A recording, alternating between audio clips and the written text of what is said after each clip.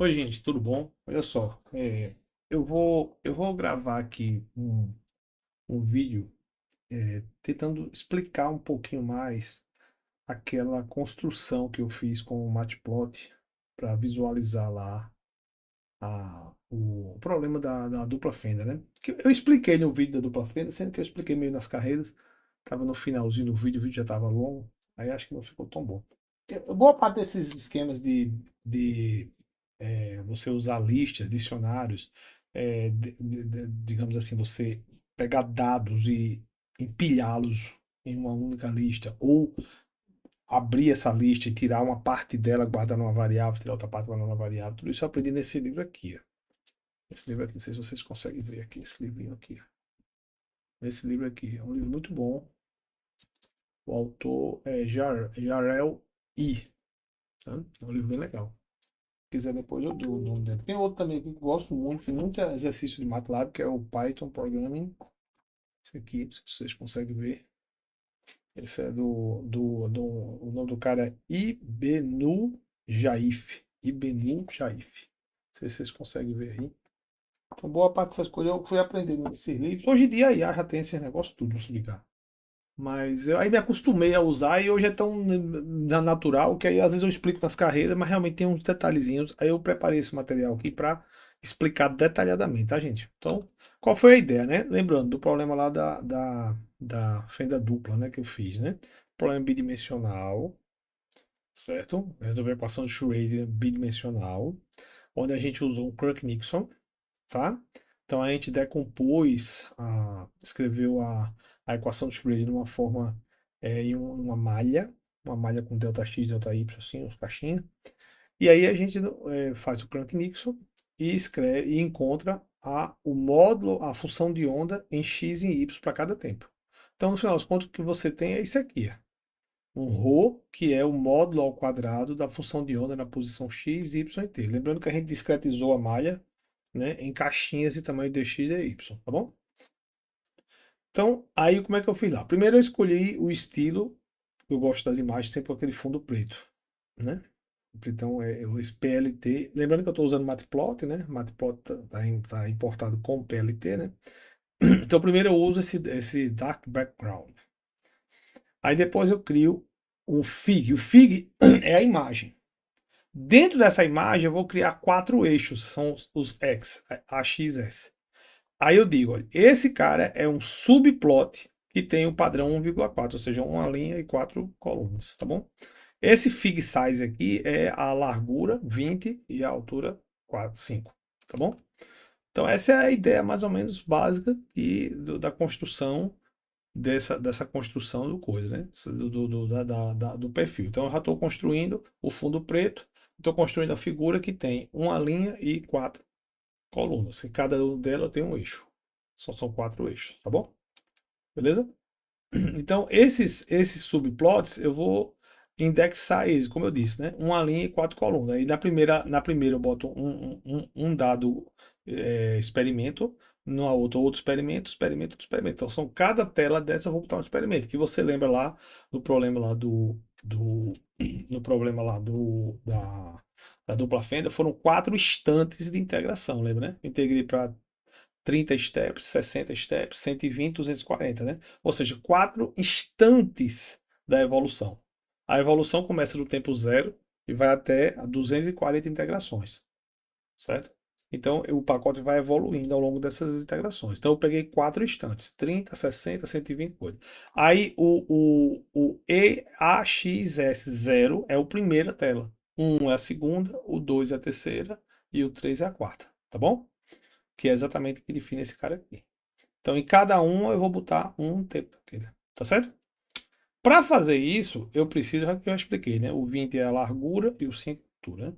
Para fazer isso, eu preciso fazer alguns aspectos de construir listas que contenham esses dados aqui. E essa lista tem que estar classificada. Pode ver que eu tenho um indexador aqui, 0, 1, 2, 3, tá? Que isso respectivamente é a primeira tela, a segunda tela, a terceira tela, a quarta tela, que compõe esse cara aqui. Então eu já tenho um inteiro. Além desse inteiro, eu tenho que ter outro número que são o instante de integração. 30, 60, 120, entendeu? Então, daí a importância de criar as listas ou dicionários, onde você vai guardar várias entidades. Você vai guardar o índice que diz qual é a tela que você vai colocar, outra coisa que é o estante que você vai colocar e o dado em si, que é a função de onda, compreendeu? Então, por isso que a gente cria esses dicionários com várias coisas guardadas dentro, tá bom, gente? Então, a parte estética, né? Você lembra que esse aqui é um comando para você colocar na figura um título, tá? Então, você vai pegar na figura. Em cada set, se eu quiser colocar em cada caixinha um subtítulo, aí eu vou colocar assim, ó, entendeu? Então, isso daqui eu boto um título na figura toda. E se eu quiser colocar, por exemplo, um títulozinho em cada figura, o comando é esse aqui. Tá bom? Então, no caso, se eu quiser 4 subtítulos, eu vou ter 4 comandos desses, no final das contas, né? Tá bom? Então, qual é a ideia agora? A ideia é fazer isso. Eu preciso de vários aspectos. Eu preciso do indexador para poder escolher qual é o que eu vou colocar. Eu preciso encontrar o eixo que eu vou colocar e preciso selecionar naquele eixo qual é o instante, qual é o passo que eu vou colocar naquela coisa e que dado eu vou colocar. Então, eu preciso desse mesmo monte de coisa. Aí, o que é que eu vou fazer? Eu vou percorrer esse monte de indexador dentro de uma nova lista. Essa nova lista, ela é criada por esse comando zip, entendeu? Ela vai pegar os eixos que foram criados aqui, ó, e vai empacotar, que são esses caras aqui, e vai empacotar ele com o snapshot, que você lembra que foi um vetor para guardar a função de onda. Então, esse comando vai empacotar tudo isso. É como se você tivesse um monte de dados, aí você tem uma maleta grande. Olha, aqui eu vou botar os eixos, aqui eu vou botar os dados, entendeu? Então, você vai fazer guardar dentro da mesma caixa dados diferentes. Aí você separa, bota no cantinho aqui, você bota os eixos, no outro cantinho bota os dados, compreendeu? E indexa eles. Olha, esse aqui é o número 1, esse aqui é o número 2. Então, esse tipo de coisa é feito pelo comando zip. Então, o zip ele faz isso, entendeu? Então, o for vai percorrer esse meio mundo de coisa dentro dessa nova caixa que vai ser criada pelo zip, entendeu? Então, veja bem, como eu disse, né? Quando eu tenho um for onde o i está aqui dentro, o i está percorrendo 0, 1, 2, 3, certo? Então, esse for, esses caras, eles vão percorrer dentro desse cara aqui. Então, o Python vai achar para cada bicho desse informação aqui dentro, do mesmo jeito que foi feito aqui. Compreendeu? Então, como é que a gente vai fazer? Então, vamos lembrar. Quem era o snapshot? Era isso aqui. Ó. Se você lembrar do programa, né? Se você lembrar lá do nosso programa, vamos pegar lá o programinha para você lembrar. Tá? Vamos pegar o programinha lá para a gente poder lembrar do programinha. Certo? Vou olhar o programa só para a gente relembrar aqui. Ó. Cadê aqui? Pronto. Aqui você tem a função de onda e aqui você tem um append, que é, você vai acoplar. O snapshot foi criado aqui vazio, tá vendo? Aí, nessa linha aqui, eu botei duas coisas. Eu botei o step, que é o instante que você quer. Você quer aquele instante, eu quero aquele instante. E os dados. Então, essa função já é uma lista, que ela tem duas coisas dentro. Ela tem qual é o step de integração e qual é o dado equivalente. Entendeu? Então, o nosso snapshot já é o instante de integração e o dado. O instante de integração e o dado. O instante de integração e o dado. Então, esse nosso cara aqui já é uma lista com um negócio meio misturado. Já tem aqui um inteiro e aqui um monte de dados. Isso aqui, gente, é um vetor, velho. É uma matriz que tem todas as ações de onda ponto XY. Interesse como o negócio é complicado. Então, isso daqui já é uma caixa altamente complexa, né? Que o Python tem, entendeu? Beleza? Aí, o que é que eu vou fazer agora? Eu vou, né, lembrar o seguinte, ó. Eu preciso pegar esses caras aqui que são os eixos e juntar com essa lista, porque tudo isso eu vou precisar. Então eu vou fazer uma nova lista, que é esse eixo aqui recebe o primeiro a linha do snapshot. Esse eixo aqui recebe a primeira linha do esse eixo é isso. Então, quando eu faço esse paralelo, eu estou dizendo para o cara, olha, essa minha caixa aqui, ela tem esse eixo associado com esse snapshot aqui. Quem é esse snapshot? Volta para cá. É esse aqui. Ó. São os dados do primeiro instante. Tá? Beleza? Aí vamos lá. O 1 vai bater com esse aqui. O número 1, que é o segundo. Esse aqui. Então aqui eu já montei, quando eu aplico o comando zip e junto isso com isso, eu já juntei ele numa caixa de olha, bicho, o eixo 0 é para botar os dados que estão no snapshot 0. O eixo 1 é um e assim vai. Então você já montou uma nova caixa, tudo organizadinho, entendeu? Então, por exemplo, aqui eu dei um exemplozinho aqui para você. Por exemplo, digamos que eu tenha A, B, C, D e tenha snapshot 1, 2, 3. Quando eu faço zip isso aqui, ele cria essa nova coisa aqui. Ele associa A com 1, B com 2, C com 3 e D com 4. Tá vendo? Então, quando eu faço esse cara aqui, ele vai criar exatamente esse carinha aqui. Compreendeu? Beleza? Pronto. Então, quando eu faço, uma maneira de eu fazer sem o zip seria fazer um loop em i e dizer ax igual a x1 e esses dados igual a isso aqui. Essa maneira aqui, inclusive, é uma maneira que eu fazia antigamente. Eu desacoplava a lista antes com um loop para poder fazer os plots. Entendeu?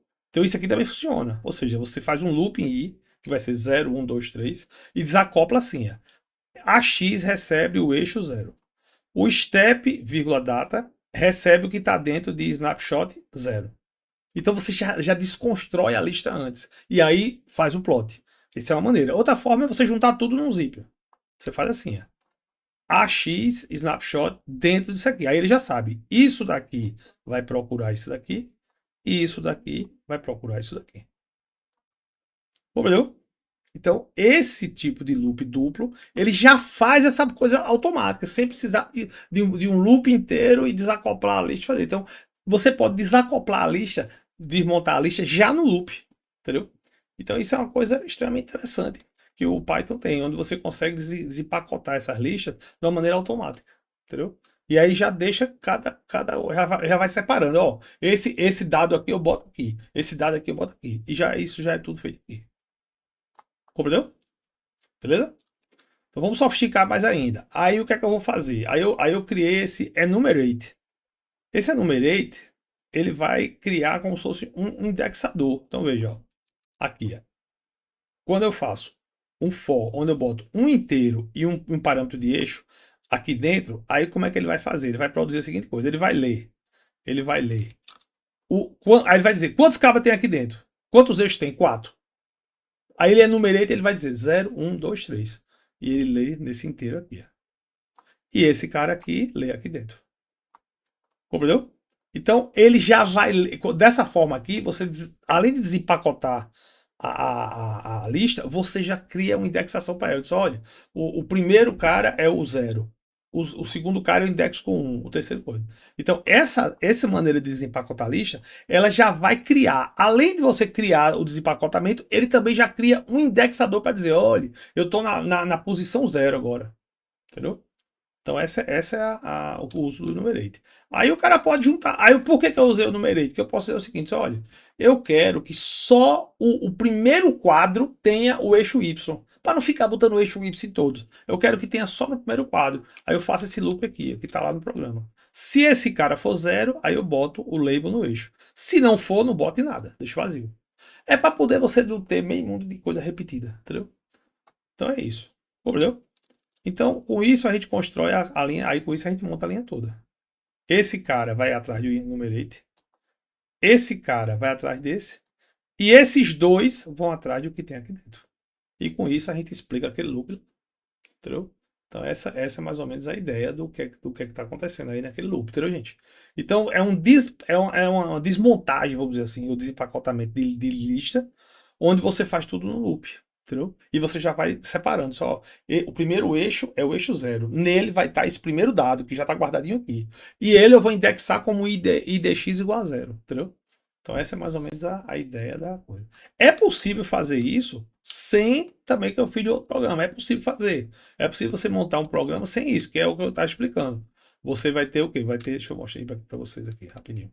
Que é você fazer o desempacotamento sem esse loop, fazer e quebrando ele, né? Como eu fiz no outro programa. Deixa eu mostrar para vocês aqui. Dá um pulozinho aqui, depois eu volto, viu? Vou fazer aqui rapidinho. Só um minutinho, gente. Só um minutinho. Uhum. Aqui é o coisa, agora deixa eu. A parte assim, né? Você fazer sem o coisa. Entendeu? Aí você pode fazer. Você pode chegar a fazer isso aqui. Você separa. Cadê? Cadê aqui?